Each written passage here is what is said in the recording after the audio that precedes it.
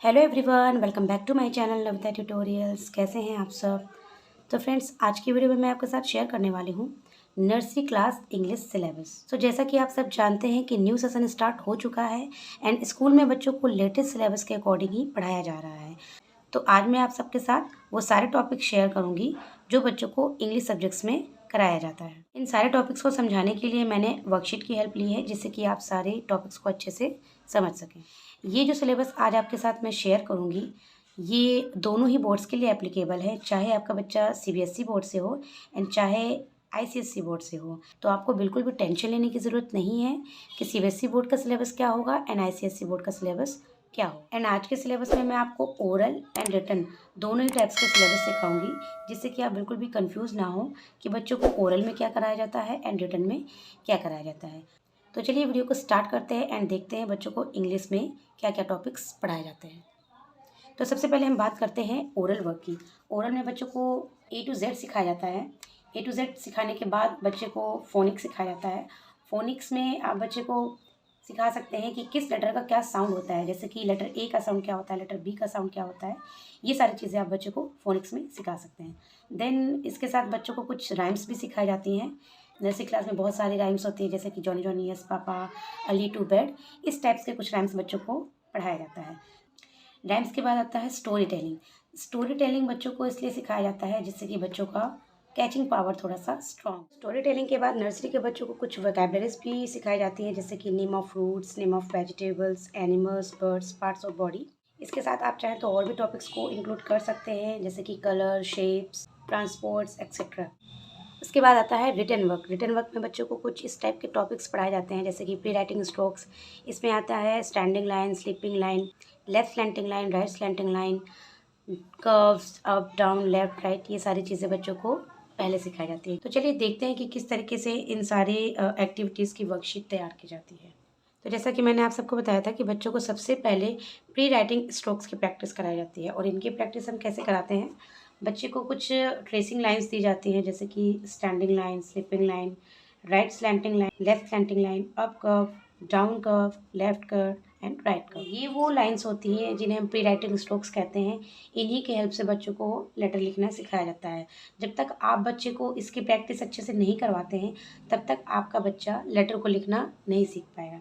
तो अगर आपको बच्चों को सिखाना है लेटर लिखना, तो आपको सबसे पहले इनकी प्रैक्टिस जितनी ज़्यादा हो सके उतनी करा देनी चाहिए। उसके बाद आता है upper case A to Z. Upper case A to Z सिखाने के लिए हम बच्चों को एक साथ सारे लेटर को नहीं देते हैं, पहले हम बच्चे को रैंडम लेटर देते हैं। जैसे कि फर्स्ट डे हमने बच्चे को प्री राइटिंग स्ट्रोक्स की प्रैक्टिस कराने के बाद, जब बच्चा लिखना अच्छे से सीख जाए सारे प्री राइटिंग स्ट्रोक, उसके बाद हम बच्चे को एक एक लेटर करके स्टार्ट करवाते हैं। इन्हें भी पहले हम बच्चे को ट्रेस करने के लिए देते हैं। जैसे कि लेटर ए है तो हम बच्चे को लेटर ए को ट्रेस करने के लिए देते हैं। जब बच्चा उसे अच्छे से ट्रेस करना सीख जाता है, देन हम बच्चे को लिखने के लिए देते हैं सी एंड राइट, यानी कि बच्चा उसको देख के नीचे लिखता है, सेम वैसा है।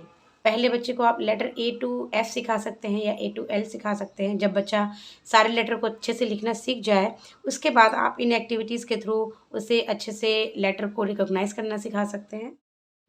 तो सबसे पहले बच्चों को सिखाया जाता है राइट द लेटर्स। बच्चे को एक एक करके लेटर सिखाया जाता है। पहले आप लेटर ए सिखाइए, देन लेटर बी सिखाइए। जब बच्चा लेटर्स को अच्छे से लिखना सीख जाता है, उसके बाद बच्चों को कुछ इस टाइप की वर्कशीट कराई जाती है, जैसे कि मैच द सेम लेटर। बच्चे को सेम लेटर से मैच करना होता है। जैसे यहाँ पे लिखा है लेटर ए, तो बच्चे को इस वाली रो में भी लेटर ए को फाइंड करना है एंड उसको उस लेटर ए से मैच करना है। इसी तरीके से सेकेंड है मैच विथ पिक्चर। यहाँ पे कुछ पिक्चर्स ड्रॉ कर दी जाती हैं, इन्हीं से रिलेटेड यहाँ पे कुछ लेटर लिख दिए जाते हैं, जिन्हें बच्चे को फाइंड करके उसके फर्स्ट लेटर से मैच करना होता है। नेक्स्ट है see the picture and write first letter. यहाँ पर कुछ पिक्चर्स ड्रॉ कर दी जाती है, जिससे कि बच्चे को उसका फर्स्ट लेटर लिखना होता है। जैसे कि ये है बॉल, तो बॉल किससे स्टार्ट होता है, ball start with letter B, तो बच्चे को यहाँ पे लेटर बी लिखना होता है। देन ये क्या है कैट, तो कैट किससे स्टार्ट होती है, सी से। तो इस तरीके से बच्चे को पिक्चर्स को देख के उसको रिकॉग्नाइज करके उसका फर्स्ट लेटर जहाँ से वो स्टार्ट होता है, जिस लेटर से, वो लेटर यहाँ पे लिखना होता है। नेक्स्ट है recognise the picture and circle correct letter. यहाँ पर बच्चे को पिक्चर्स को अच्छे से पहचानना है, देन उससे रिलेटेड जो लेटर है उसको सर्कल करना है। जैसे कि एप्पल, एप्पल किससे स्टार्ट होता है, apple start with letter A, तो बच्चे को यहाँ पे लेटर ए को फाइंड करना है एंड देन उसको सर्कल करना है। एन किससे स्टार्ट होती है? लेटर एच से। तो एच कहाँ है? बच्चा लेटर एच को फाइंड करेगा एंड उससे सर्कल कर देगा। नेक्स्ट है फाइंड द सेम लेटर। यहाँ पर बच्चे को सेम लेटर फाइंड करना होता है एंड उसको सर्कल करना होता है। जैसे कि यहाँ पे लिखा है लेटर ए, तो बच्चे को इस वाली रो में लेटर ए को ही फाइंड करना है और उसे सर्कल करना है। इसी तरीके से लेटर डी, तो लेटर डी को फाइंड करके बच्चे को उसे सर्कल करना होता है। उसके बाद आता है व्हाट कम्स आफ्टर। यहाँ पर बच्चे को आफ्टर लेटर लिखना होता है। जैसे कि लेटर बी के बाद कौन सा लेटर आता है, लेटर डी के बाद कौन सा लेटर आता है। नेक्स्ट है व्हाट कम्स बिफोर। यहाँ पर बच्चे को बिफोर लेटर लिखना होता है। जैसे लेटर डी है तो डी से पहले कौन सा लेटर आता है? सी। इस तरीके से एफ है तो एफ से पहले कौन सा लेटर आता है? ई। उसी तरीके से आई से पहले क्या आता है? एच। तो बच्चे को यहाँ पर बिफोर लेटर लिखना होता है। उसके बाद राइट द मिसिंग लेटर्स। यहाँ पर बच्चे को लेटर ए टू जेड दिया गया है। आप चाहें तो बच्चे को थोड़ा थोड़ा करके दे सकते हैं, चाहे तो पहले ए टू एल दे सकते हैं। देन जब बच्चा ए टू एल अच्छे से सीख जाए उसके बाद आप चाहें तो बच्चे को ए टू जेड दे सकते हैं। इसमें मैंने कुछ मिसिंग लेटर्स दिए हैं जिसमें बच्चे को वो सारे लेटर्स को फिल करके कंप्लीट करना होता है। उसके बाद आता है लास्ट डिक्टेशन। बच्चे को आपको डिक्टेशन ज़रूर बोलना है जिससे कि आपको पता चल सके कि बच्चा किस लेटर को अब तक सीख पाया है एंड किस लेटर को अच्छे से नहीं सीख पाया। बहुत से ऐसे बच्चे होते हैं जो लेटर को लिखना तो सीख लेते हैं बट ये नहीं जानते हैं कि कौन सा लेटर क्या होता है। जैसे कि लेटर एफ़ है तो अगर हम बच्चे को बोलते हैं लेटर एफ़ लिखने के लिए तो बच्चा कुछ और लिख देता है। तो इससे हमें ये पता चल जाता है कि बच्चे को कितना आया है कितना नहीं आया है। इसलिए आप बच्चे को डिक्टेशन ज़रूर बोलें। सो इस तरीके से आप जब बच्चे को रैंडम लेटर बोलेंगे तो बच्चा उस लेटर को आपको लिख के दिखाएगा। इससे आप बीच बीच से जब लेटर बोलते हैं तो बच्चे का जो मेमोरी पावर होता है वो काफ़ी स्ट्रांग होता है। इसी तरीके से बच्चों को lower case A to Z की भी प्रैक्टिस कराई जाती है। सो फ्रेंड्स, ये थी आज की video class nursery English syllabus. ये सिलेबस जो मैंने आज आपके साथ शेयर किया है ये बच्चे को 1 या 2 दिन में नहीं सिखाया जाता है। इसको सिखाने के लिए बच्चे को पूरा साल लग जाता है। इसके साथ बच्चों को और भी सब्जेक्ट सिखाए जाते हैं जैसे कि हिंदी हो गया, ईवीएस हो गया एंड मैथ्स हो गया। नेक्स्ट वीडियो में मैं आपके साथ शेयर करने वाली हूँ class nursery math syllabus. So friends, I hope video आपके लिए हेल्पफुल रही होगी।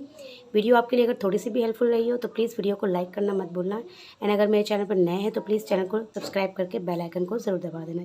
Thanks for watching.